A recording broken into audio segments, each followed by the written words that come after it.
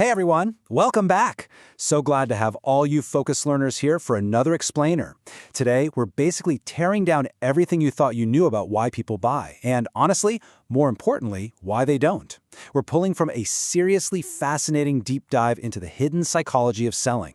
And right off the bat, I just want to set the premise for our whole time together today. Successful selling is fundamentally an inside job. We spend so much time, obsessing over what we do on the outside, but true sales mastery, it really starts by shifting your internal coordinates. So let me ask you a question, and I want you to be really, truly honest with yourself here. Why do perfect sales scripts still fail? I mean, have you ever found yourself in a situation where you literally did everything by the book? You said all the right words, you handled the objections flawlessly, but you still completely lost the sale? It's like hitting an invisible brick wall, right? That is what we call sales resistance, and man, it is incredibly frustrating. But as our source material reveals, that resistance usually isn't actually coming from the client. It's coming from you. Okay, let's dive into this. If we look at the external side of things, we have our tactics. These are the visible things. Your sales scripts, your Facebook ads, those perfectly optimized marketing funnels. And let's be real, this is where most of us spend like 99% of our energy. But over on the internal side, we have your mindset, your subconscious beliefs, your self-worth, your hidden money blocks, and here's the kicker. If these two sides aren't totally aligned, all the external tactics in the world just won't save your deal. Which brings us to the first big concept, the iceberg model of sales.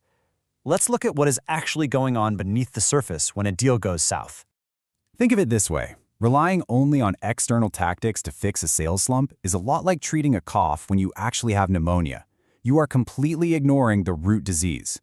You can tweak your funnels all day long, but if your internal foundation is cracked, you're basically building a house on quicksand. You have this internal system of coordinates that totally dictates your reality. And if that system is broken, like if deep down you secretly believe your product isn't worth the price tag, or you think selling is somehow slimy, trying to push past that with just external actions takes a massive, unsustainable amount of willpower. You essentially have to bully yourself into selling. And willpower? Well, it's really just a temporary fix before you inevitably burn out. Moving on to the second part here. The law of resonance. This perfectly explains why we so often attract exactly what we're terrified of. So, the law of resonance is this wild psychological phenomenon where you subconsciously project your core beliefs out into the world, and as a result, you attract clients who mirror those exact same limiting beliefs right back at you. It's like your walking, talking radio tower. If you secretly harbor the belief that your product is too expensive, you are broadcasting that exact frequency. And guess who tunes in? Clients who will look at your offer and say, wow, yeah, that's way too expensive. You literally attract your own internal objections. Crazy, right? And this brilliantly illustrates the point. Our source shares this incredible anecdote about the number 500.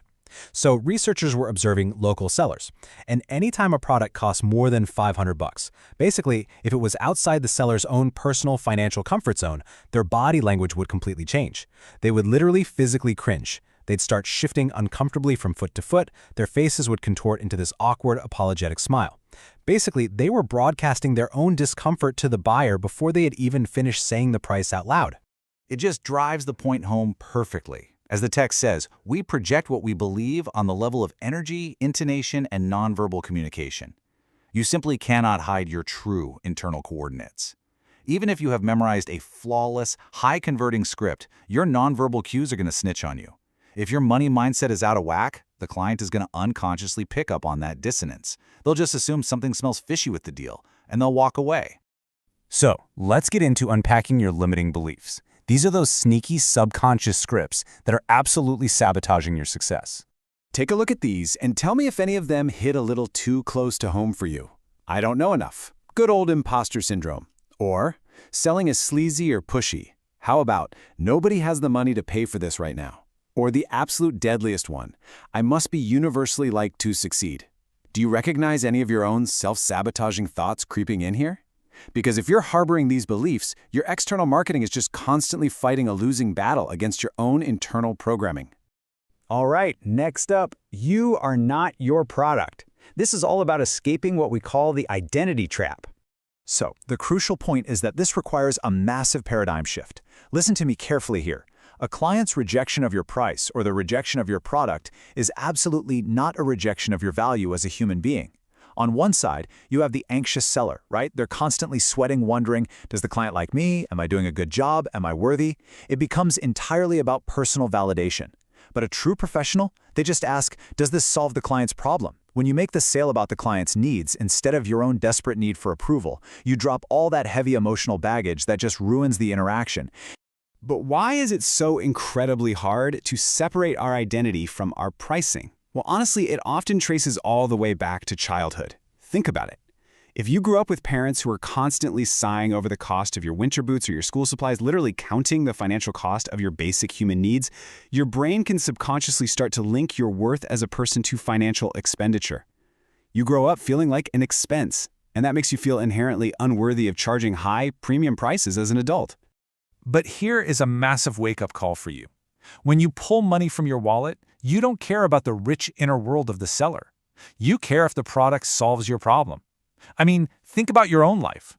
When you buy something on Amazon or hire a plumber, you are fundamentally self-interested. You aren't evaluating the seller's childhood trauma, right? You just want to know if their tool works. And guess what?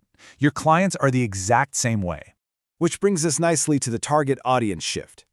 Trying to please everyone isn't just exhausting, it is a mathematical failure. Let's move to this chart and see how this builds. If you look at the broader market, a massive 90% of people out there simply do not need your product. The remaining 10%? That is your actual target audience. And here's the secret. You are not supposed to appeal to that 90%. In fact, if they are rejecting you or they find your product completely unappealing, that is actually a sign of proper focused positioning. You should only be speaking to that 10% slice whose problems you actually solve. I mean, even mega brands like Coca-Cola share the market. Half the world prefers Pepsi. Universal appeal is an absolute myth. Seeking universal approval from every single prospect that crosses your path isn't just bad psychology, it is terrible business. If you aren't actively repelling the wrong people, your message simply isn't strong enough to attract the right people. Okay, so let's talk about doing the inner work. How do we actually do this mindset reprogramming for sales success? So, how do we actually fix this? We've diagnosed the internal issues, the fears, the identity traps. Now it's time to actively reprogram our mindset. First step, you must explicitly identify the specific limiting belief. Name it. Second, acknowledge it without making excuses or trying to rationalize it away. Third, you deconstruct and reprogram that belief. And I want to note from our source material here, this does not mean looking in the mirror and saying fake, fluffy, positive affirmations that you don't even believe yourself. It means taking a sledgehammer to the logic of the negative belief until it crumbles. And finally, step 4, you shift 100% of your focus away from yourself and entirely onto solving the client's problem. So, I want to leave you with this final provocative question. What would actually happen to your business if you finally removed your own wealth ceiling? Like, what if you truly, deeply internalized that your product's value has absolutely nothing to do with your personal worth? Take this psychological framework, actually do the inner work, and unlock the sales potential that your internal coordinates have been hiding from you this whole time. Thank you so much for joining me on this Explainer Focus Learners. Get out there, shift your mindset, and I will see you next time.